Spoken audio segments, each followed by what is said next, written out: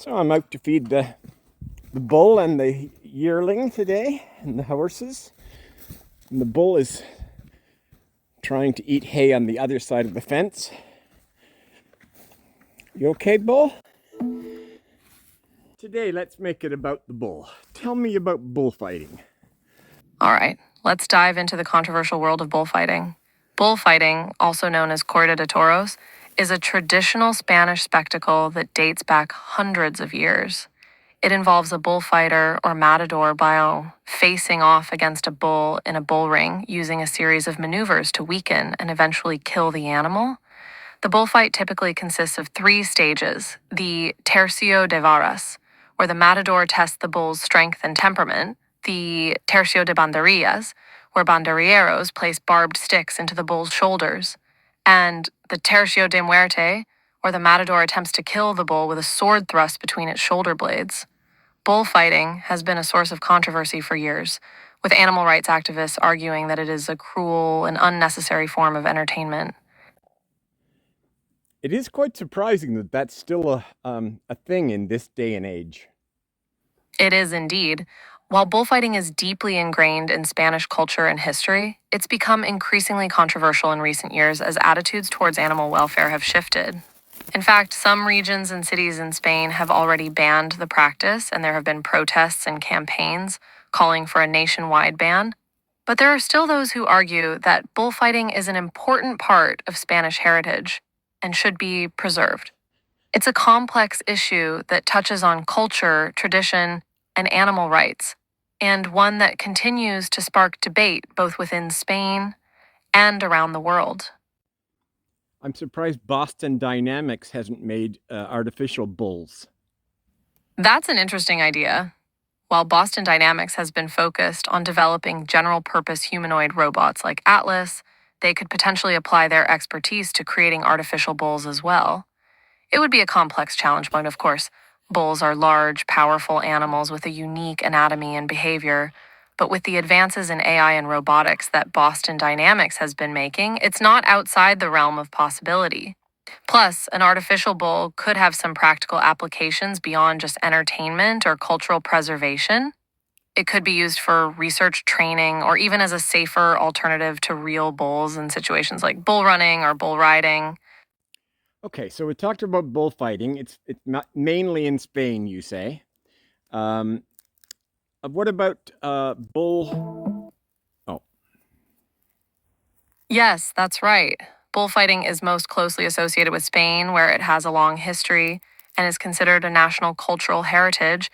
In fact, the oldest bull ring in Spain, the Plaza de Toros de la Real Maestranza in Seville, dates back to the 18th century and is still in use today. However, bullfighting is not exclusive to Spain. It's also practiced in other countries with a Spanish cultural influence, including Mexico, Colombia, Peru, and Portugal.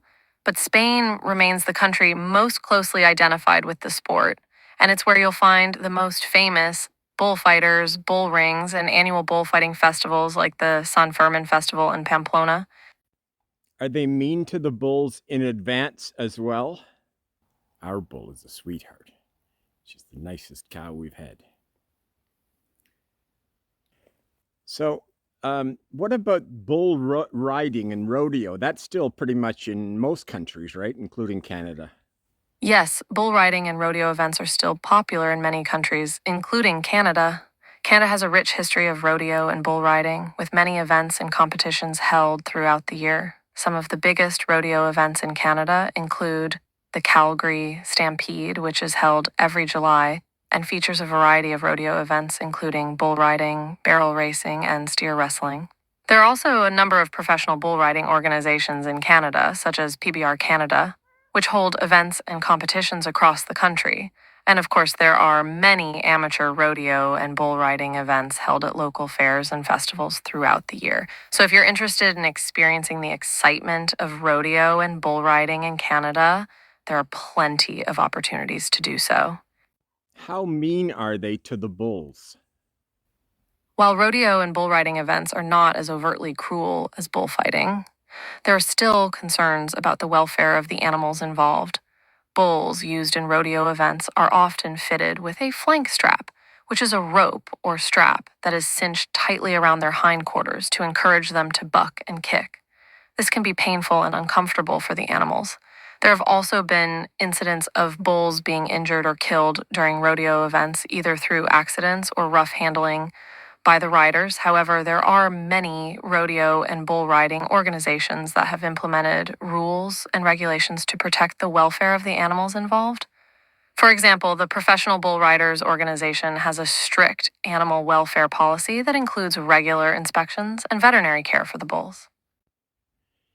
Still, it seems like bulls have a pretty rough life. Either they stay as bulls and get used for painful exhibitions, or they're turned into steers by their balls being squeezed off. It's not a good life. You're right, it can definitely be a tough life for bulls and steers. Both male cattle that are used for rodeo events and those that are raised for meat production often face difficult and painful experiences throughout their lives. In addition to the practices we've already discussed, such as flank straps and castration, bulls and steers may also be subjected to branding, dehorning, and other painful procedures. And of course, at the end of their lives, many bulls and steers are sent to slaughterhouses, where they may experience additional stress and suffering. It's a sobering reminder of the ethical challenges associated with animal agriculture and the need for humane and compassionate treatment of all animals, regardless of their intended use. Well, our bull is a sweetheart. He's really nice, and he lives a life of a somewhat luxury, just coming out to impregnate a bunch of cows every year, and then hangs out with other bulls, and he's a sweetheart.